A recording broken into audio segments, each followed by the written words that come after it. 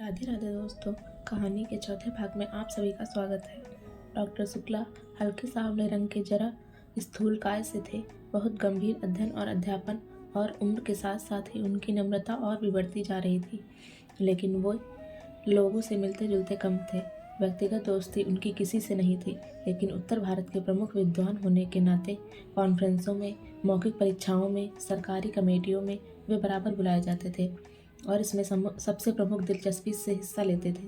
ऐसी जगहों में चंदर अक्सर उनका प्रमुख सहायक रहता था और इसी नाते चंदर भी प्रांत के बड़े बड़े लोगों से परिचित हो गया था। जब वह एमए पास हुआ था तब से फाइनेंस विभाग में उसे कई बार ऊंचे ऊंचे पदों का ऑफर आ चुका था, लेकिन डॉक्टर शुक्ला इसके खिलाफ थे। वे चाहते थे कि पहले वह रिसर्च पूरी कर ले, संभव हो तो विदेश हो आए, जब चाहे कुछ काम करे। अपने व्यक्तिगत जीवन में डॉक्टर शुक्ला अंतर्विरोधों के व्यक्ति थे। पार्टियों में मुसलमानों और ईसाइयों के साथ खाने में उन्हें कोई ऐतराज नहीं था, लेकिन कच्चा खाना वे चौके में आसन पर बैठकर रेशमी धोती पहनकर खाते थे। सरकार को उन्होंने सलाह दी थी कि साधु और सन्यासियों को जबरदस्ती काम में लगाया जाए और मंदिरों की जायदादें जब्त कर ली जाए, लेकिन सुबह घंटे भर तक पूजा जरूर करते थे। पूजा पाठ, खान पान, जात पात के पक्के हामी, लेकिन व्यक्तिगत जीवन में कभी यह नहीं जाना कि उनका कौन शिष्य ब्राह्मण है, कौन बनिया और कौन खत्री, कौन कायस्थ। नहा कर वे आ रहे थे और दुर्गा सप्तशती का कोई श्लोक गुनगुना रहे थे। कपूर को देखा तो रुक गए और बोले, हेलो, वो टाइप हो गया? जी हाँ। कहाँ कराया टाइप? मिस डिक्रूज के यहाँ। अच्छा, वह लड़की अच्छी है। अब तो मुझे बहुत बड़ी हो गई होगी, अभी शादी नहीं हुई। मैंने तो सोचा वह मिले या ना मिले। नहीं, वह यही है। शादी हुई फिर तलाक हो गया। अरे, तो अकेले रहती है? नहीं, अपने भाई के साथ, बर्टी के साथ। अच्छा, और बर्टी की पत्नी अच्छी तरह है? वह मर गई। राम राम राम, तब तो घर ही बदल गया होगा। पापा, पूजा के लिए सब बिछा दिया है, सहसा सुधा बोली। अच्छा बेटी, अच्छा चंदर, मैं पूजा कराऊं जल्दी से। तुम चाय पी चुके? जी हाँ। अच्छा, तो मेरी मेज पर एक चार्ट है, ज़रा इसको ठीक तो कर दो। तब तक मैं अभी आया। चंदर स्टडी रूम में गया और मेज पर बैठ गया। कोट उतारकर उसने खोटी पर टांग दिया और नक्शा देखने लगा। पास में एक छोटी सी चीनी की प्याली में चाइना इंक रखी थी और मेज पर पानी। उसने 2 बूंद पानी डालकर चाइना इंक घिसनी शुरू की।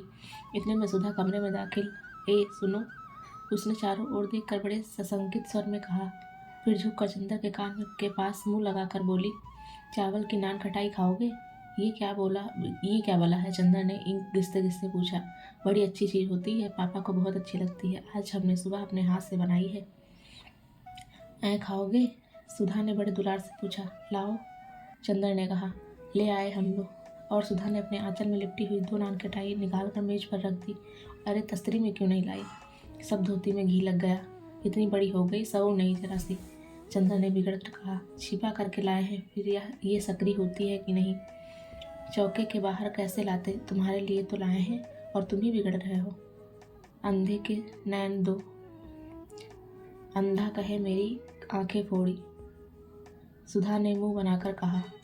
खाना है कि नहीं? हाथ में तो हमारे स्याही लगी है। चंद्र बोला। हम अपने हाथ से नहीं खिलाएंगे, हमारा हाथ जूठा हो जाएगा। और राम राम, पता नहीं तुम रेस्टोरेंट में मुसलमान के साथ खाते होगे। थू थू थू। चंदर हंस पड़ा और सुधा की इस बात पर उसने पानी में हाथ डुबोकर बिना पूछे सुधा के आंचल में हाथ पोंछ दिए। स्याही के और बेतकल्लुफ़ी के से नान खटाई उठाकर खाने लगा। बस अब धोती का किनारा रंग दिया और यही पहनना है हमें दिन भर। सुधा ने बिगड़ कर कहा। खुद नान खटाई छिपा कर लाई और घी लग गया तो कुछ नहीं, हमने स्याही पोंछ दी तो बहुत मुँह बिगड़ गया। चंदर ने मैपिंग पेन में इंक लगाते हुए कहा। हाँ, अभी पापा देखे तो और बिगड़े कि धोती में घी स्याही सब लगाए रहती है, तुम्हें क्या? और उसने स्याही लगा हुआ छोर कस कर कमर में खोस लिया। छी, वही घी में तर छोर कमर में खोस लिया, गंदी कहेंगी। चंदन ने चार्ट की लाइनें ठीक करते हुए कहा। गंदी हैं तो तुमसे मतलब? और मुंह चिढ़ाते हुए सुधा कमरे से बाहर चली गई। चंदर चुपचाप बैठा चार्ट दुरुस्त कर रहा था। उत्तर प्रदेश के पूर्वी जिला बलिया, आजमगढ़, बस्ती, बनारस आदि में बच्चों की मृत्यु संख्या का ग्राफ बनाना था और एक ओर उनके नक्शे पर बिंदुओं की एक सघनता से मृत्यु संख्या का निर्देश करना था। चंदर की एक आदत थी कि वह काम में लगता था तो भूत की तरह लगता था। फिर उसे दिन दुनिया से किसी की खबर नहीं रहती थी। खाना पीना तन बदन किसी का होश नहीं रहता था। इसका एक कारण था। चंदर उन लड़कों में से था जिनकी जिंदगी बाहर से बहुत हल्की फुल्की होते हुए भी अंदर से बहुत गंभीर और अर्थमयी होती है, जिनके सपने एक स्पष्ट उद्देश्य और लक्ष्य होता है। बाहर से जैसे चाहे पर अपने आंतरिक सत्य के प्रति घोर ईमानदार इन लोगों की विशेषता होती है, और सारी दुनिया के प्रति अगंभीर और उच्च श्रृंखल होने पर भी जो चीज़ें इनकी लक्ष्य परिधि में आ जाती हैं, इनके प्रति उनकी गंभीरता साधना और पूजा बन जाती है। इसलिए बाहर से इतना व्यक्तिवादी और सारी दुनिया के प्रति निरपेक्ष और लापरवाह दिख पड़ने पर भी वह अंतरंग से समाज और युग और अपने आसपास के जीवन और व्यक्तियों के प्रति अपने को बेहद उत्तरदायी अनुभव करता था। वह देशभक्त भी था और शायद समाजवादी भी, पर अपने तरीके से वह खद्दर नहीं पहनता था, कांग्रेस का सदस्य नहीं था, जेल नहीं गया था, फिर भी वह अपने देश को प्यार करता था, बेहद प्यार। उसकी देशभक्ति, उसकी समाजवाद, सभी उसके अध्ययन और खोज में समा गया था। वह यह जानता था कि समाज के सभी स्तंभों का स्थान अपना अलग होता है। अगर सभी मंदिर के कंगूरे का फूल बनने की कोशिश करने लगे तो नींव की ईंट और सीढ़ी का पत्थर कौन बनेगा। और वह जानता था कि अर्थशास्त्र वह पत्थर है जिस पर समाज के सारे भवन का बोझ है, और उसने निश्चय किया था कि अपने देश, अपने युग के आर्थिक पहलू को वह खूब अच्छी तरह से अपने ढंग से विश्लेषण करके देखेगा, और उसे आशा थी कि वह एक ऐसा समाधान खोज निकालेगा कि मानव की बहुत सी समस्याएं हल हो जाएंगी, और आर्थिक और राजनीतिक क्षेत्र में अगर आदमी खुखार जानवर बन गया है तो एक दिन दुनिया उसकी एक आवाज़ पर देवता बन सकेगी। इसलिए वह बैठकर कानपुर की मिली के मजदूरों के वेतन का चार्ट बनाता था, या उपयुक्त साधनों के अभाव में मर जाने वाली गरीब औरतों और बच्चों का लेखा जोखा करता था।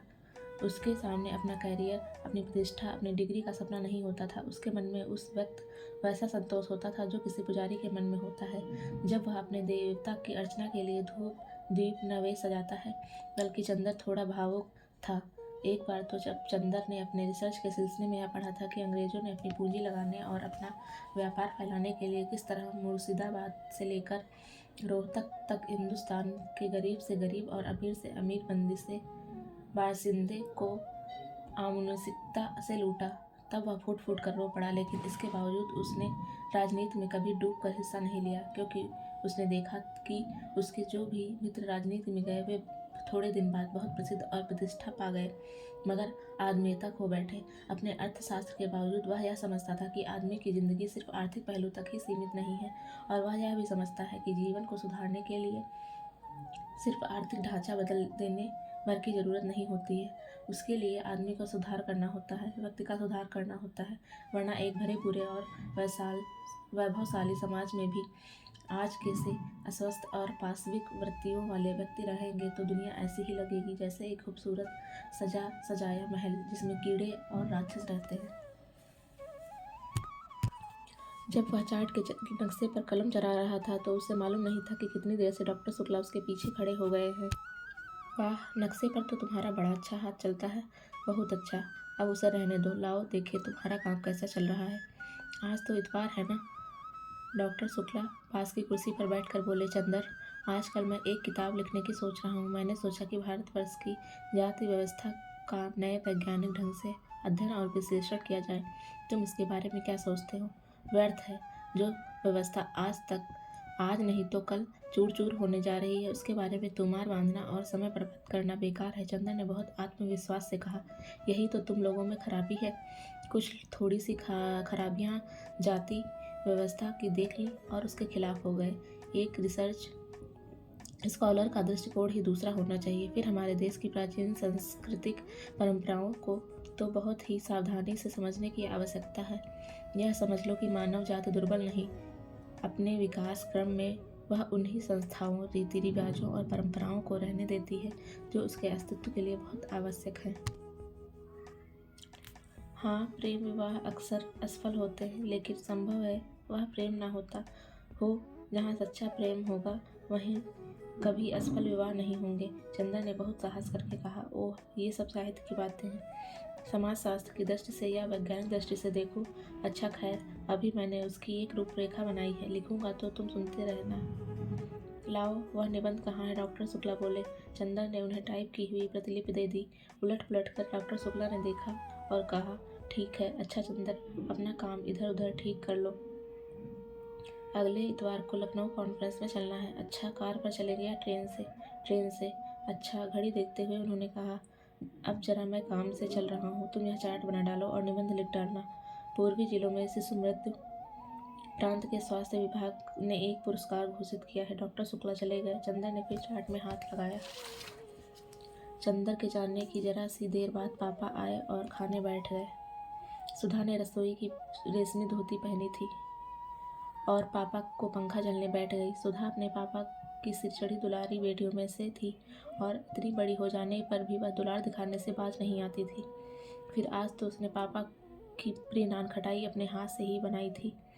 आज तो दुलार दिखाने का उसका हक था और भली बुरी हर तरह की जिद को मान लेना करना यह पापा की मजबूरी थी। मुश्किल से डॉक्टर साहब अभी 2 कौर ही खाए होंगे कि सुधा ने कहा, नान खटाई खाओ पापा।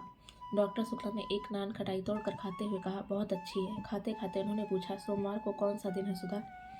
सोमवार को कौन दिन है? सोमवार को तो मंडे है, सुधा ने हंसकर कहा। डॉक्टर शुक्ला ने अपनी भूल पर हंस पड़े। अरे देख, मैं कितना भुलक्कड़ हो गया हूँ। मेरा मतलब था कि सोमवार को कौन सी तारीख है? 11 तारीख, सुधे बोली। कुछ नहीं, 10 को कॉन्फ्रेंस है और 14 को तुम्हारी बुआ आ रही हैं। बुआ आ रही हैं और विनती भी आएगी? हाँ, उसके साथ उसी को तो पहुँचाने आ रही हैं। विदुषी का केंद्र ही तो है। आहा, तब तो विनती 3 महीने यही रहेगी। पापा, अब विनती को यहाँ बुला लो, मैं बहुत अकेली रहती हूँ। हाँ, तब अब तो जून तक यही रहेगी, फिर जुलाई में उसकी शादी होगी, डॉक्टर शुक्ला ने कहा। अरे अभी उसकी उम्र ही क्या है? सुधा बोली। क्यों, तेरे बराबर है। अब तेरे लिए भी बुआ ने लिखा है। नहीं पापा, अब हम ब्याह नहीं करेंगे, सुधा ने मचल कर कहा। तब हमसे बस हम पढ़ेंगे, FA कर लेंगे, फिर BA, फिर MA, फिर रिसर्च, फिर बराबर पढ़ते जाएंगे। फिर एक दिन हम भी तुम्हारे बराबर हो जाएंगे। क्यों पापा, पागल नहीं तो? बातें तो सुनो इसकी। ला, 2 नान खटाई और दे। डॉक्टर शुक्ला हंसकर बोले, नहीं, पहले तो कबूल दो, तब हम नान खटाई देंगे। बताओ, ब्याह तो नहीं कराओगे? सुधा ने 2 नान खटाइयाँ हाथ में उठाकर कहा, ला रख। नहीं, पहले बता दो। अच्छा नहीं करेंगे। सुधा ने दोनों नान खटाइयाँ रखकर पंखा चलना शुरू किया। इतने में फिर नान खटाइयाँ खाते हुए डॉक्टर साहब बोले, तेरी सास तुझे देखने आएगी तो यही नान खटाइयाँ तुझसे बनवा कर खिलाएंगे। फिर वही बात, सुधा ने पंखा पटक कर कहा। अभी तुम वादा कर चुके थे कि ब्याह नहीं कराओगे। हाँ, ब्याह नहीं करूँगा, यह तो कह दिया मैंने, लेकिन तेरा ब्याह नहीं करूँगा यह कब मैंने कहा? हाँ, ये तो फिर झूठ बोल गए तुम, सुधा बोली। अच्छा चलो, ओहर महाराजी ने डांट कर कहा। इतनी बड़ी बिटिया हो गई, मारे दुलार के बरनानी जात है। महाराजी पुरानी थी और सुधा को डांटने का पूरा हक था उसे, और सुधा भी उसकी बहुत लिहाज करती थी। वह उठी और चुपचाप जाकर अपने कमरे में लेट गई। 12 बज रहे थे। वह लेटी लेटी कल रात की बात सोचने लगी। क्लास में क्या मजा आया था। कल गेसु कितनी अच्छी लड़की है। इस वक्त गेसु के यहाँ खाना पीना हो रहा होगा और फिर सब लोग मिलकर गाएंगे। कौन जाने, शायद दोपहर की कव्वाली भी हो। इन लोगों के यहाँ कव्वाली इतनी अच्छी होती है। सुधा सुन नहीं पाएगी और गेसु ने भी इतना बुरा माना होगा। और यह सब चंदर की वजह से। चंदर हमेशा उसके आने जाने, उठने बैठने में कतर विरोध करता है। एक बार वह अपने मन से लड़कियों के साथ पिकनिक पे चली गई थी। वहीं चंदर के बहुत सारे दोस्त भी थे। एक दोस्त ने जाकर चंदर से कह दिया कि चंदर उस पर बहुत बिगड़ा और सुधा कितना रोई थी उस दिन। यह चंदर बहुत खराब है। सच पूछो तो अगर कभी कभी वह सुधा का कहना मान लेता है तो उससे दुगना सुधा पर रोब जमाता है और सुधा को रुला रुला कर मार डालता है और खुद अपने आप दुनिया भर में घूमेंगे। अपना काम होगा तो चलो सुधा, अभी चलो फौरन। और सुधा का काम होगा तो अरे भाई क्या करें, भूल गए। अब आज ही देखो, सुबह 8 बजे आए और अब देखो 2 बजे भी जनाब आते हैं या नहीं, और कह गए हैं 2 बजे के लिए, तो 2 बजे तक सुधा को चैन नहीं पड़ती, न नींद आएगी, न किसी काम में तबीयत लगेगी। लेकिन अब ऐसे काम कैसे चलेगा? इम्तिहान को कितने थोड़े दिन रह गए हैं और सुधा की तबीयत सिवा पोएट्री कविता के और कुछ पढ़ने में लगती ही नहीं थी। कब से वह चंदर से कह रही थी थोड़ा इकोनॉमिक्स पढ़ा दो, लेकिन ऐसा स्वार्थी है कि बस चाय पी ली, नान खटाई खा ली, रुला लिया और फिर अपने मस्त साइकिल पर घूम रहे हैं। यही सब सोचते सोचते सुधा को नींद आ गई और 3 बजे जब गेसु आई तो सुधा सो रही थी। पलंग के नीचे DMC का गुल्ला खुला हुआ था और तकिए के पास कुर्सियाँ पड़ी थी। सुधा बड़ी ही प्यारी थी, बड़ी खूबसूरत, और ख़ास तौर से उसकी पलकें तो अपराजिता के फूलों को भी मात देती थी, और थी इतनी गोरी गुलकारी कि कहीं पर दबा दो तो फूल खिल जाएं। मुंगिया ओठों पर जाने कैसे अछूता गुलाब मुस्कुरा कर था, और बाहें तो जैसे बेले की पंखुड़ियों को बानी हो। गेसु आई, उसके हाथ में मिठाई थी जो उसकी माँ ने सुधा के लिए भेजी थी। वह पल भर के खड़ी रही और फिर उसने मेज पर मिठाई रख दी और कुर्सिया से सुधा की गर्दन गुदगुदाने लगी। सुधा ने करवट बदल ली। गेसु ने नीचे पड़ा हुआ डोरा उठाया और आहिस्ता से उसका चुटीला डोरे के एक छोर से बांधकर दूसरा छोर मेज के पाए से बांध दिया, और उसके बाद बोली, सुधा सुधा उठो। सुधा चौंक कर उठ गई और आंखें मलते मलते बोली, अब 2 बजे हैं, लाए उन्हें या नहीं?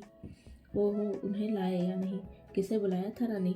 2 बजे, जरा हमें भी तो मालूम हो। गेसु ने बाह में चुटकी काटते हुए बोला। ओफो सुधा, माँ झटक कर बोली, मार डाला बेदर्द कहेगी। ये सब अपने उन्हीं अख्तर मियाँ को दिखाया कर। और जो ही सुधा ने सिर ढकने के लिए पल्ला उठाया तो देखा कि चोटी डोर में बंधी हुई है। इसके पहले कि सुधा कुछ कहे, गेसु बोली, या सनम, जरा पढ़ाई तो देखो। मैंने तो सुना था कि नींद न आए इसलिए लड़के अपनी चोटी खूंटी से बांध देते हैं, पर यह मालूम न था कि लड़कियां भी अब वही करने लगी हैं। सुधा ने चोटी से डोर खोलते हुए कहा, मैं हिस ताने को रह गई हूँ। अख्तर मियाँ की चोटी बांध कर नचाना उन्हें अभी से बेताब क्यों हुई जाती है? अरे रानी, इनकी चोटी कहीं कहाँ, मियाँ है मियाँ। चोटी ना सही, दाढ़ी खुदा खैर करे, मगर वो दाढ़ी रख ले तो मैं उनसे मोहब्बत तोड़ लूँ। सुधा हंसने लगी। ले, अम्मी तेरे लिए मिठाई भेजी है, तू क्यों नहीं आई? क्या बताऊँ? बताऊँ कुछ नहीं। अब कब आएगी तू? गेसु सुनो, इसे मंगल नहीं, बृहस्पति को बुआ आ रही है। वो चली जाएंगी तब आऊँगी मैं। अच्छा, अब मैं चलूँ? अभी कामनी और प्रभा के यहाँ मिठाई पहुँचानी है। गेसु मुड़ते हुए बोली। अरे बैठो भी। सुधा ने गेसु की ओढ़नी पकड़कर उसे खींच कर बिठाते हुए कहा, अभी आए हो, बैठो तो दामन संभाला है। आहा, अब तो तू उर्दू की शायरी भी कहने लगी है। गेसु ने बैठते हुए कहा। तेरा ही मर्ज लग गया है, सुधा ने हंसकर कहा। देख कहीं और भी मर्ज न लग जाए, वरना तेरे लिए भी इंतजाम करना होगा। गेसु ने पलंग पर लेटते हुए कहा। अरे ये वो गुड़ नहीं कि चींटी खाए। देखूंगी और देखूंगी। क्या देख रही हूँ? इधर पिछले 2 साल में कितनी बदल गई है तू। पहले कितना हंसती बोलती थी, कितना लड़ती झगड़ती थी, और अब कितना हंसने बोलने पर गुमसुम हो गई है तू। और वैसे हमेशा हंसती रहे चाहे, लेकिन जाने किस ख्याल में डूबी रहती है हमेशा। गेसु ने सुधा की ओर देखते हुए कहा। तत पगली कहेगी। सुधा ने गेसु की एक हल्की सी चपत मारकर कहा, यह सब तेरे अपने ख्याली पुलाव हैं। मैं किसी के ध्यान में डूबूंगी, यह हमारे गुरु ने नहीं सिखाया। गुरु तो किसी को कुछ नहीं सिखाते सुधा रानी। बिल्कुल सच सच। क्या कभी तुम्हारे मन में किसी के लिए मोहब्बत नहीं जागी? गेसु ने गंभीरता से पूछा। देख गेसु, तुझसे मैंने आज तक कुछ भी नहीं छिपाया, ना शायद कभी छिपाऊंगी। अगर कभी कोई बात होती तो मैं तुझसे छिपी ना रहती। रहा मोहब्बत का, तो सच पूछ। मैंने जो कुछ कहानियों में पढ़ा है, किसी को देखकर मैं रोने लगूं, गाने लगूं, पागल हो जाऊं, यह सब कभी नहीं हुआ। और रही कविताएं, तो उनमें की गई बातें मुझे बहुत अच्छी लगती हैं। किड्स की किताबें पढ़कर ऐसा लगता है अक्सर कि मेरी नसों से कतरा कतरा आंसू बनकर छलकने वाला है, लेकिन वह महज कविता का असर होता है। महज कविता का असर? यीशु ने पूछा। कभी किसी खास आदमी के लिए तेरे मन में हंसी या आंसू नहीं उमड़ते? कभी अपने मन को जांच कर तो देख कहीं तेरी नाजुक ख्याली के पर्दे में किसी एक की सूरत तो नहीं छिपी है? नहीं गेसु बानो, नहीं। इनमें मन में जांचने की क्या बात है? ऐसी बात होती तो मन के किसी के लिए झुकता तो क्या खुद मुझे मालूम नहीं होता? सुधा बोली। लेकिन तुम ऐसा क्यों सोचती हो? बात यह है सुधी, यीशु ने सुधा को अपनी गोद में खींचते हुए कहा, देखो तुम मुझसे इल्म में ऊंची हो। तुमने अंग्रेजी शायरी छान डाली है, लेकिन ज़िंदगी से जितना मुझे सब साबिका पड़ा हुआ है अभी तुम्हें नहीं पड़ा। अक्सर कब कहाँ और कैसे मन अपने आप को हार बैठता है, यह हमें खुद नहीं पता लगता। मालूम तब होता है जब हम जिसके कदम पर अपने सिर रखा है वह झटके से अपने कदम घसीट ले। उस वक्त हमारी नींद टूट जाती है और तब हम देखते हैं कि अरे हमारा सिर तो किसी के कदमों पर रखा हुआ था और उनके सहारे आराम से सोते हुए सपना देख रहे थे कि हमारा सिर कहीं झुका ही नहीं। और मुझे जाने तेरी आँख में इधर क्या दिख रहा है कि मैं बेचैन हो उठी हूँ। तूने कभी कुछ कहा नहीं, लेकिन मैंने देखा कि नाजुक असआर तेरे दिल को उस जगह छू लेते हैं जिस जगह को छू सकते हैं जो अपना दिल किसी के कदमों पर चढ़ा चुका हो। और मैं यह नहीं कहती कि तूने मुझसे छिपाया है। कौन जानता है तेरे दिल में खुद तुझसे राज छिपा रखा हो। और सुधा के गाल थपथपाते हुए गेसु बोली, लेकिन मेरी एक बात मानेगी तू? तो कभी इस दर्द को मोल ना लेना, बहुत तकलीफ होती है। सुधा हंसने लगी। तकलीफ की क्या बात, तू तो है ही, तुझसे पूछ लूँगी उसका इलाज। मुझसे पूछकर क्या कर लेगी? दर्द दिल क्या बांटने की चीज़ है? बांट ले अपने पराये दर्द दिल। नहीं, तू बड़ी सुखवार है, तू इन तकलीफ़ों के लिए बनी नहीं मेरी चंपा। और गेसु ने उसका सिर अपनी छाती से चिपका लिया। टन से घड़ी के 3:30 बज गए। सुधा ने अपना सिर उठाया और घड़ी की ओर देखकर कहा, ओफ, वो 3:30 बज गए और अभी तक गायब। किसके इंतजार में बेताब है तू? गेसु ने उठकर कहा, बस दर्द दिल, मोहब्बत, इंतजार, बेताबी, तेरे दिमाग में तो सब यही भरा रहता है आजकल। वही तू सबको समझती है।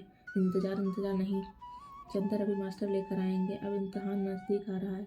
हाँ, ये तो सच है। और अभी तक मुझसे पूछ क्या पढ़ाई हुई है। असल बात तो यह है कि कॉलेज में पढ़ाई तो हो तो घर में पढ़ने में मन लगे। और राजा, कॉलेज में पढ़ाई नहीं होती, इससे अच्छा सीधे यूनिवर्सिटी में बीए करते तो अच्छा था। मेरी तो अम्मी ने कहा था कि वहाँ लड़के पढ़ते हैं, वहाँ नहीं भेजूंगी, लेकिन तू क्यों नहीं गई? सुधा, मुझे भी चंद्र ने मना कर दिया था, सुधा बोली। सहसा गेसु ने एक झटकी को सुधा की ओर देखा और कहा, सुधी, तुझसे एक बात पूछूं? हाँ, अच्छा, जाने दे, पूछो ना। नहीं पूछना क्या, खुद जाहिर है। क्या? पूछ नहीं, पूछो ना। अच्छा, फिर कभी पूछ लेंगे, अब देर हो रही है, आधा घंटा हो गया, कोचवान बाहर खड़ा है। सुधा गेसु को पहुंचाने बाहर तक आई। कभी हसरत को लेकर आओ, सुधा बोली। अब पहले तुम आओ, गेसु ने चलते चलते कहा। हाँ, हम तो बिनती को लेकर आएंगे और हसरत से कह देना कि अभी उसके लिए तोहफा लाएंगे। अच्छा, सलाम। और गेसु की गाड़ी मुश्किल से फाटक के बाहर गई होगी कि साइकिल पर चंदर आते हुए दिख पड़ा। सुधा ने बहुत गौर से देखा कि उसके साथ कौन है, मगर वह अकेला था। सुधा सचमुच झल्ला गई। आखिर लापरवाही की भी हद होती है। चंदर दुनिया भर के काम याद रहते हैं।